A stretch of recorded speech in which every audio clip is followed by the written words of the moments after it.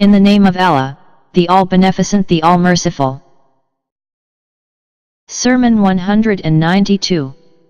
It is related that a companion of Amir al-Mu'minin called Hammaam, according to Ibn Abil Hadid this is Hammaam ibn Shurayh, but al-Alama al-Majlisi says that apparently this is Hammaam ibn Ubaydah, who was a man devoted to worship, said to him, O Amir al-Mu'minin, describe to me the pious man in such a way as though I see them.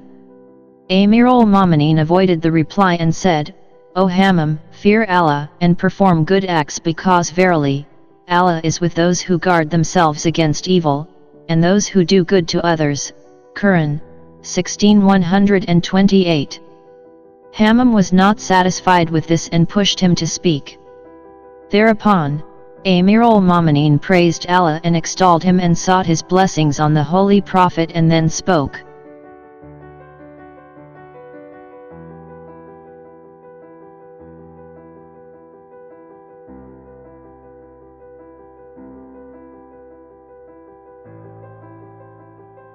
Now then, Allah the Glorified, the Sublime, created the things of creation.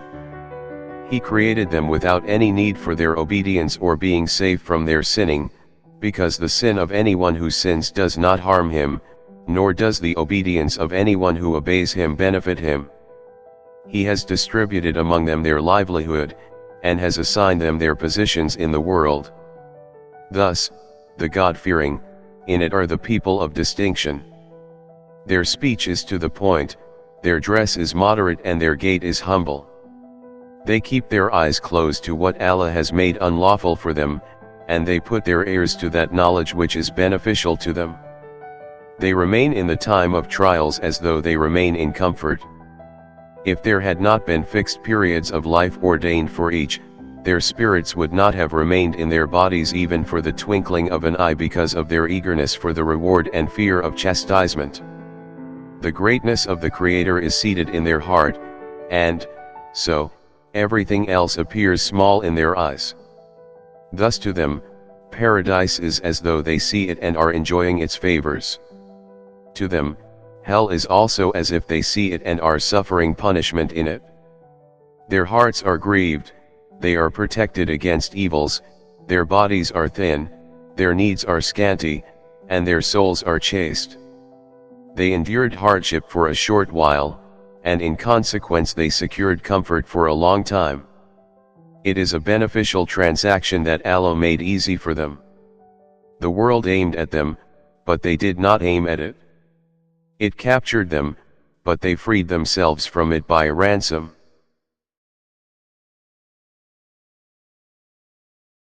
During a night they are upstanding on their feet reading portions of the Quran and reciting it in a well-measured way, creating through it grief for themselves and seeking by it the cure for their ailments.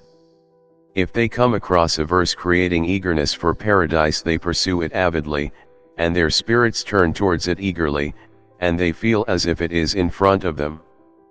And when they come across a verse which contains fear of hell, they bend the ears of their hearts towards it, and feel as though the sound of hell and its cries are reaching their ears.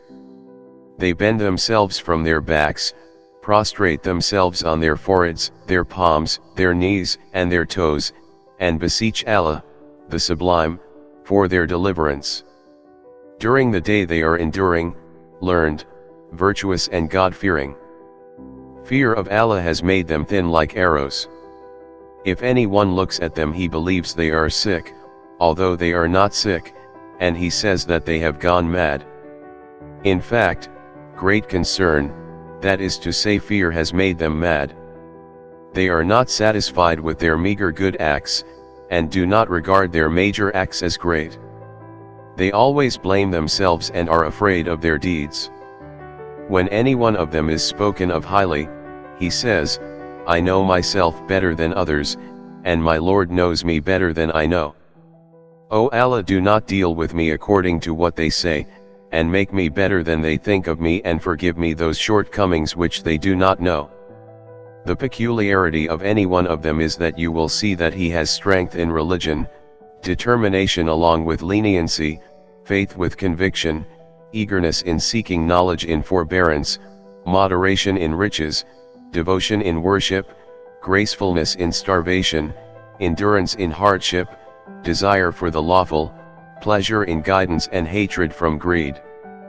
He performs virtuous deeds but still feels afraid. In the evening he is anxious to offer thanks to Allah. In the morning his anxiety is to remember Allah. He passes the night in fear and rises in the morning in joy, fear lest night is passed in forgetfulness, and joy over the favor and mercy received by him. If his self refuses to endure a thing which it does not like, he does not grant its request towards what it likes. The coolness of his eye lies in what is to last forever, while from the things of this world that will not last he keeps aloof. He transfuses knowledge with forbearance, and speech with action. You will see his hopes simple, his shortcomings few, his heart fearing, his spirit contented, his meal small and simple, his religion safe, his desires dead and his anger suppressed. Good alone is expected from him. Evil from him is not to be feared. Even if he is found among those who forget Allah, he is counted among those who remember him, but if he is among the rememberers, he is not counted among the forgetful. He forgives him who is unjust to him, and he gives to him who deprives him. He behaves well with him who behaves ill with him. Indecent speech is far from him, his utterance is lenient, his evils are non-existent, his virtues are ever present, his good is ahead and mischief has turned its face from him. He is dignified during calamities, patient in distresses, and thankful during ease. He does not commit excess over him whom he hates, and does not commit sin for the sake of him whom he loves. He admits truth before evidence is brought against him. He does not misappropriate what is placed in his custody, and does not forget what he is required to remember. He does not call others bad names, he does not cause harm to his neighbor, he does not feel happy at others' misfortunes, he does not enter into wrong and does not go out of right. If he is silent, his silence does not grieve him, if he laughs he does not raise his voice, and if he is wronged he endures till Allah takes revenge on his behalf. His own self is in distress because of him, while the people are in ease from him. He puts himself in hardship for the sake of his next life, and makes people feel safe from himself.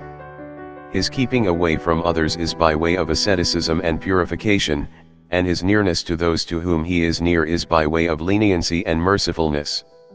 His keeping away is not by way of vanity or feeling of greatness, nor his nearness by way of deceit and cheating. It is related that Hammaam passed into a deep swoon and then expired. Then Amir al-Mu'min said, "Verily, by Allah I had this fear about him." Then he added, "Effective advices produce such effects on receptive minds." Abdallah ibn al-Kawwa, who was in the forefront of the Kharijite movement and was a great opponent of Amir al-Mu'minin, said to him, "O Amir al-Mu'minin, how is it you do not receive such an effect?" Amir al-Mu'minin replied, "Woe to you! For death there is a fixed hour which cannot be exceeded, and a cause which does not change. Now look, never repeat such talk which Satan had put on your tongue."